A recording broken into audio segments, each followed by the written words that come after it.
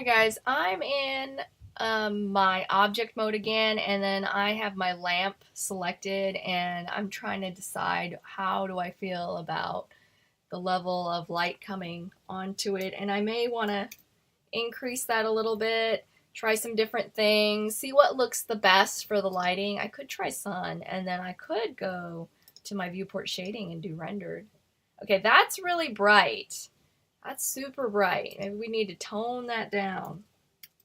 0.3? Ooh, that's a little too matte looking. 0.8. That's a little bit better. It's a little matte looking. I think I like the point better. Ooh, I do like that. And then let's increase that to about a 1. I could do 3. Maybe that's too much. And so you just kind of want to play around with it and see, and then move your lighting accordingly to see how you feel about it.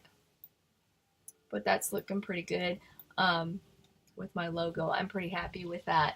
So that is, you just want to make sure you're checking your lighting options too.